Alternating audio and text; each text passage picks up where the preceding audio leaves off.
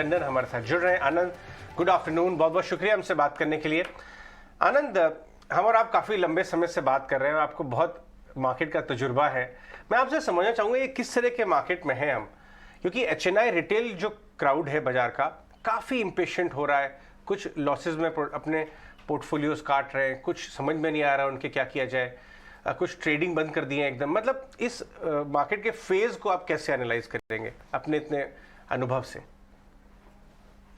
देखिए अजय जी, जैसे ने कहा, ये इस वक्त जो फेज मार्केट में चल रहा है वो ऐसा है कि इसमें कोई खास एक तरफा रुझान आपको नजर नहीं आए। और इसका कारण ये है क्योंकि हमने करीब 10-15 साल के बाद पहली बार ऐसा देखा कि इन्फ्लेशन जो है चढ़ के गिर नहीं रहा है। पहले पिछले 10-15 साल में इंटरेस्ट रेट स्पेशली ग्लोबली और इन्फ्लेशन के कारण इंटरेस्ट रेट की जो रुझान था वो हमेशा नीचे की तरफ ही था। और जो इस डिकेड में जिसने निवेश करना शुरू किया उसने कभी high inflation high interest rate का सिनेरियो देखा नहीं। तो इस समय लोगों को यही एक तरफ उनकी ये इच्छा है कि इंटरेस्ट रेट कम हो जाए और इन्फ्लेशन कंट्रोल में आ जाए, जबकि रियलिटी ये है कि इन्फ्लेशन अभी भी कंट्रोल में नहीं है।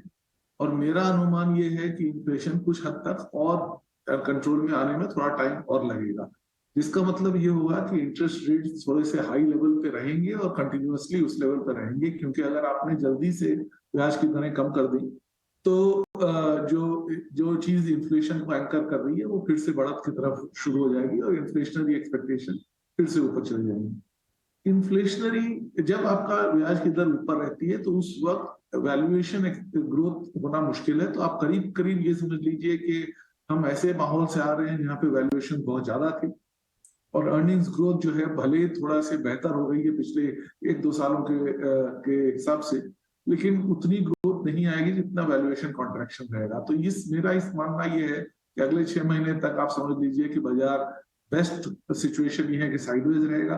अगर ग्लोबल अर्थव्यवस्था खराब हो जाती है और थोड़ा और वहां पे गिरावट आ सकती है तो इंडियन बाजार में भी कुछ हद तक नरमी आने की संभावना पूरी तरह से है।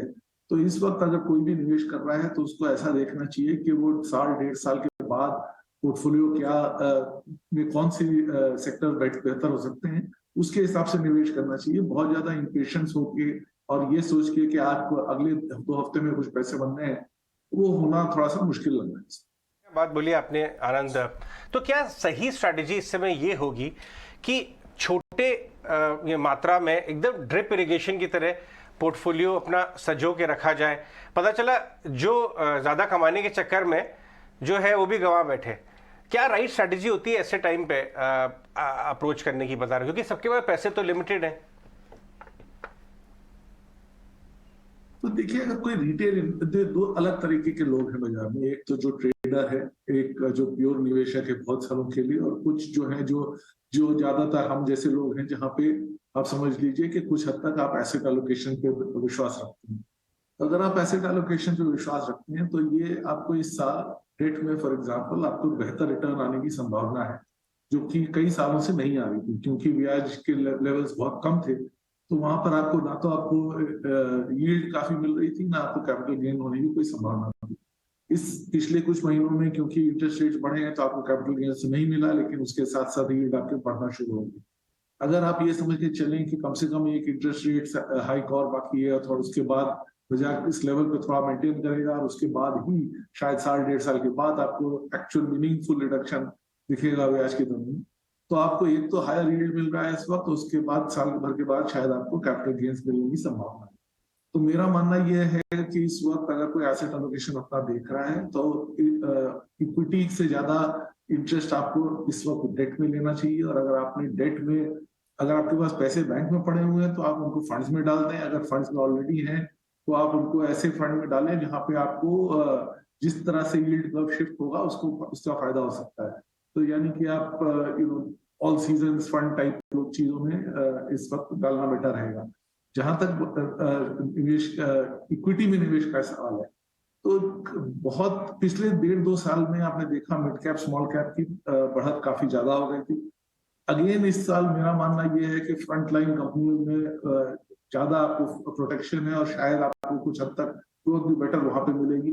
मिड कैप स्पेसिफिकली बहुत ज्यादा एक्सपेंसिव हो चुके हैं, और उनका जो कंफर्ट लेवल होना चाहिए, जो डिस्काउंट होना चाहिए, वो डिस्काउंट आपको अभी फिलहाल नहीं मिल रहा है। तो या तो आप एकदम छोटे शहरों में चले जाएं जहां पे आपको स्टॉक पिकिंग और स्मॉल कैप की जितनी वेगरीज है वो आपको संभालनी पड़ेंगी, लेकिन उसमें फिर भी आपके पैसे बन सकते हैं। और नहीं तो ज्यादातर आपको एसेट एलोकेशन अपने लार्ज कैप में रखना चाहिए। यहाँ के इंडेक्स फंड सबसे बेस्ट हैं, क्योंकि उसमें आपको ज्यादा अकल लगाने की जरूरत नहीं है, खर्चा बहुत कम है, और आपको जो मार्केट परफॉर्मेंस मिलता रहेगा। पिछले साल भी आपने देखा कि अगर आपने बहुत ज्यादा तिकड़म लगाने की कोशिश करी तो कोई बहुत ज्यादा पोर्टफोलियो में बढ़त नजर नहीं आई, ऑलमोस्ट एनी फंड में। राइट, बिल्कुल। गुड आफ्टरनून आनंद। बिल्कुल आपने ये गाइड तो किया हमारे व्यूअर्स को, स्ट्रैटेजी थोड़ी सी तो बदलनी भी चाहिए एट द सेम टाइम, लेकिन अगर इक्विटीज पे फोकस रखना है और होना भी चाहिए वो, तो क्या मिड कैप पर इस साल के लिए फोकस हो सकता है? क्योंकि कंसोलिडेशन के फेज में तो मिड कैप पूरा स्पेस फंसा हुआ है, लेकिन इस साल मिड कैप परफॉर्म कैसे कर सकते हैं? जैसे मैंने कहा, मेरे हिसाब से अगर आपको इन्वेस्ट करना है इस वक्त, मिड कैप अवॉइड करना चाहिए। या तो आप लार्ज कैप में, और मेरा मानना है लार्ज कैप में बहुत ज्यादा डिफरेंशिएशन नहीं होता, तो लार्ज कैप में आप निफ्टी ईटीएफ की कोई ऐसे ईटीएफ खरीद लें। जो डिफरेंशिएशन होगा वो स्मॉल कैप में होगा, और वो आपको समझ लेना चाहिए कि स्मॉल कैप में रिस्क ज्यादा रहता है, तो आप फंड में ही निवेश करें। लेकिन फंड भी ऐसे चुने जिसमें फंड के पोर्टफोलियोज अलग अलग हो, ताकि अगर 2-3 फंडों में डाल रहे हैं तो आप अलग अलग पोर्टफोलियो देख के चलें। क्षेत्र वाइज अगर आप देखें तो ऑब्वियसली सबसे ज्यादा अर्निंग्स इस साल आने का मतलब बैंक्स और एनबीएफसीज में ही आपको सबसे ज्यादा ग्रोथ दिखेगी। बैलेंस शीट बढ़िया है, ग्रोथ आ रही है, लेकिन उसके बावजूद जैसे आपने देखा कुछ हद तक ऑलरेडी लोग ओवरवेट हैं उस क्षेत्र में, तो इस वक्त थोड़ा सा कंसोलिडेशन या गिरावट दिख रही है आपको। लेकिन मेरे हिसाब से प्राइवेट सेक्टर बैंक अभी भी निवेश करने लायक हैं। डोमेस्टिक मार्केट में ही, क्योंकि इंटरनेशनल मार्केट में ग्रोथ की संभावना अभी थोड़ी सी कम है, इसलिए ज्यादातर फोकस निवेशकों का डोमेस्टिक मार्केट में रहना चाहिए। और वहां पे कैपेक्स रिलेटेड कंपनियां जो है वो सबसे ज्यादा उनकी ग्रोथ की विजिबिलिटी सबसे ज्यादा बढ़िया है इसमें। Right Anand, good afternoon. Mansi this side. We understand आप कह रहे हैं मिड कैप से इस वक्त दूर रहना चाहिए, या फिर ज्यादातर रिसर्च करके सेक्टर स्पेसिफिक बाजार को अप्रोच करना चाहिए। तो आइए सेक्टर से ही शुरुआत करते हैं। एफएमसीजी प्लेस की अगर बात करें आनंद, पिछला क्वार्टर कोई ज्यादा सरप्राइजेस तो नहीं थे। कुछ फैक्टर्स, कुछ पैरामीटर्स पर थोड़ा सा डिसअपॉइंटिंग भी रहा। हालांकि रूरल स्टोरी अब भी प्ले आउट कर रही है, अर्बन मार्केट्स के साथ रूरल मार्केट से भी सपोर्ट मिल रहा है। क्या आप ओल्ड स्कूल स्टेपल नेम्स के साथ जुड़े रहना चाहेंगे? एफएमसीजी सेक्टर को कैसे देखें? देखिए, अभी तक जो है रूरल ग्रोथ उतनी आई नहीं है जितनी आने की संभावना थी, और हो सकता है कि यहाँ से अगर मानसून ठीक ठाक आएगा, क्योंकि रेट्स बढ़ चुके हैं ग्रेन्स के और बाकी फूड प्रोडक्ट्स के, तो इसके कारण एग्रीकल्चर इनकम शायद इस साल बेहतर हो। और सो इलेक्शन आ रहा है, तो इसलिए कुछ हद तक सपोर्ट गवर्नमेंट का ज्यादा रहेगा।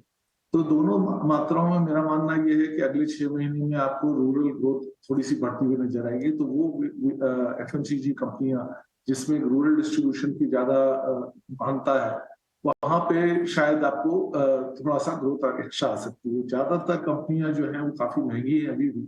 पेरेंट्स कंपनियां जैसे आप देख लें, अभी भी 50 टाइम्स 1 ईयर फॉरवर्ड अर्निंग्स पे चल रही है। तो इसमें आप अगर ग्रोथ आपका 10-12% आ भी रहा है तो उसमें कोई मतलब नहीं होता, क्योंकि वैल्यूएशन बहुत ज्यादा स्टीप है। तो स्टेपल्स में थोड़ा सा बेहतर है, क्योंकि एक तो उसमें डिमांड रहता है, दूसरा क्योंकि उनको आपको थोड़ा सा ब्रांडिंग का फायदा रहेगा, तो कुछ हद तक आप मार्जिन प्रोटेक्ट कर सकते हैं। हालांकि जो ओवरऑल स्लो डाउन है या कमोडिटी प्राइस ग्रोथ पूरी तरह से आप एक बार में नहीं पास कर पाएंगे। तो रूरल फोकस कंज्यूमर्स में डेफिनेटली होना चाहिए। और उसके साथ साथ अगर आप समझें कि ट्रैक्टर्स का भी साइकिल जो है कुछ हद तक मंदी में आ गया था, वो भी हो सकता है कि आपको सेकेंड हाफ में थोड़ा सा बेहतर होता हुआ नजर आए। 2 व्हीलर्स जो कि नॉर्मली प्ले कर सकते हैं रूरल मार्केट्स के कारण, वो अभी फिलहाल इंडस्ट्री ही थोड़ी सी दबाव में है, क्योंकि उसमें इतने सारे नए प्लेयर्स आ गए हैं। क्योंकि ईवी के जो व्हीकल्स हैं ज्यादातर 2 व्हीलर्स में है, तो इसके कारण वहां पर जो इंडस्ट्रियल कंसोलिडेशन है वो अभी फिलहाल नहीं हो रहा है। तो उसमें मेरे हिसाब से थोड़ा सा प्रभाव बना रहेगा। सो मोस्टली आपको fertilisers, FMCG related to rural and things like tractors and rural credit, ये आपको तरीका है रूरल प्ले करने। ऑलराइट आनंद, बहुत बहुत शुक्रिया आज हमसे बात करने के लिए। आनंद टंडन, मार्केट एक्सपर्ट, बता रहे हैं कि ये 6 महीना 1 साल थोड़ा सा ट्रिकी हो सकता है बाजार में, और इसलिए आप बहुत केयरफुली सेलेक्ट करके ही अप्रोच करें और एक्टिविटी रखें, और फिक्स इनकम को देखना ना भूलें अगर आप HNI इन्वेस्टर